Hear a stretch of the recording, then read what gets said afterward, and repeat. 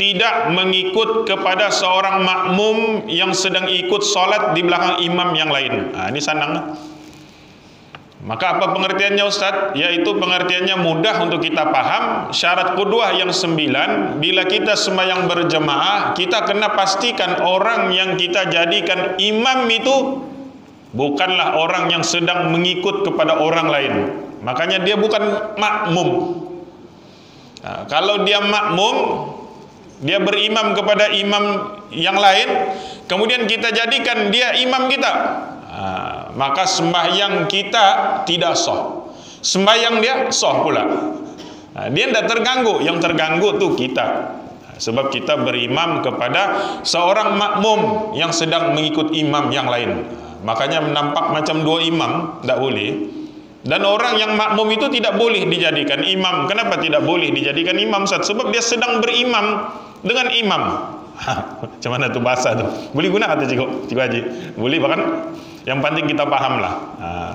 Makanya bahasa mudah dia, jangan kita menjadikan seorang makmum itu sebagai imam kita. Jadi bila kita paham makmum tuh maka dia ada ikut imam di depan. Maka bila dia ada ikut imam di depan, maka kita jadikan boleh dia yang mengikut imam di depan itu sebagai imam kita. Anda boleh. Melainkan pandangan mazhab kita, mazhab Syafi'i, kalau dia sudah selesai sembahyang, itu boleh. Saya tidak sebut mazhab lain, mazhab lain ada juga yang menyebutkan tidak boleh. Kalau tidak salah saya seperti mazhab Hanafi, dia kata tidak boleh.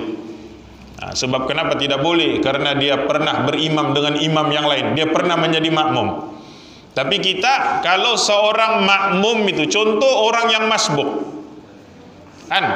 masbuk, asalnya dia berimam macam kita tadilah, Tang Haji Gapar imam.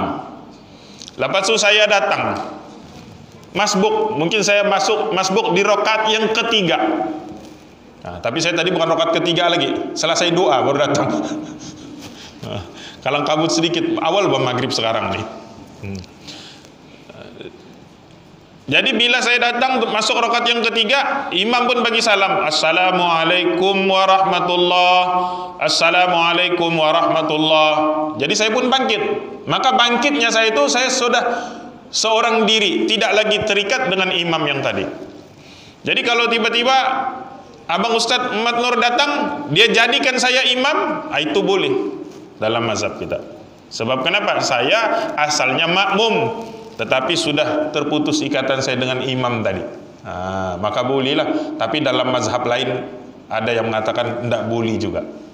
Tidak boleh berimam dengan imam yang masbuk. Kenapa? Karena dia pernah menjadi makmum. Itu syarat yang ke-9 nih, ada yang ketat. Ada yang macam kita mazhab Syafi'i, dia tidak ketat. Yang penting pada masa kita menjadikan dia imam itu, jangan dia sedang berimam dengan imam lain.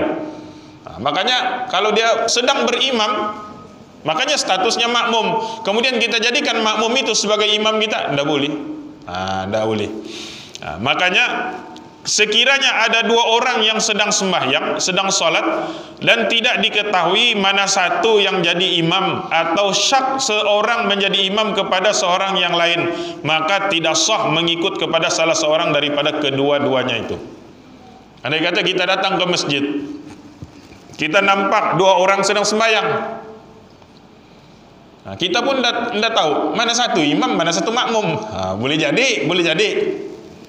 Kalau yang dia sembahyang cara biasa, imam di depan, makmum di belakang segitu, kita tahu yang di depan itulah imam. Mana tahu kita datang ke masjid itu, rupa-rupanya mungkin dia sembahyang dengan anak dia. Yang mana mereka itu meluruskan saja shaf, sama aja. Imam dan makmum sejajar. Kita kata sudah belajar kan, imam dan makmum sejajar tidak ada masalah. Janji jangan saja makmum itu lebih ke depan tumitnya daripada imam. Itu masalah, batal sembahyang dia. Jadi makmum dan imam itu sejajar. Kita datang, mana satu imam nih? Sebab dua-dua berada di kedudukan yang sama. Maka pada ketika itu kita sembahyang sendiri ya. Sebab kenapa kita tidak tahu? Sebab kenapa? Nanti kalau kita masuk, rupa-rupanya yang kita sangkakan makmum itu rupanya imam. Mungkin betul. Rupa-rupanya yang kita jadikan imam itu pula. Kalau berterbalik, kalau kita bersangkaan yang kita jadikan imam tuh, kita sangkakan dia imam. Rupa-rupanya dia makmum pula. Tuh gitu. Selesai masalah. Maka syarat qudwah yang ke-9 ini senang, mudah paham. Apa dia janji? Bila kita sembahyang berjemaah, syaratnya jangan kita mengikut seorang makmum yang sedang mengikut imam yang lain. Itu ya, selesai masalah. Adapun kalau dia sudah selesai daripada mengikut imamnya, seperti orang masbuk, kemudian kita jadikan dia imam kita, maka tiada masalah. Sebab itu, ayahanda dan bunda, ada orang tanya, Ustadz, ada orang masbuk, jadi saya ikut dia pergi berjemaah, boleh tidak boleh? Jawaban dia boleh. Boleh, yang kita sebut tadi boleh. Tapi andai kata kita seorang, kalau kita ramai, contoh lebih daripada seorang, contoh 2 orang, contoh 3 orang, contoh 4 orang, tidak payahlah pergi ikut yang masbuk tuh, kita semayanglah dengan jemaah yang baru, gitu Pak. Itu lebih baik daripada kita berimam dengan imam yang masbuk. Selesai masalah. Kemudian barulah kita masuk syarat qudwah yang ke-10.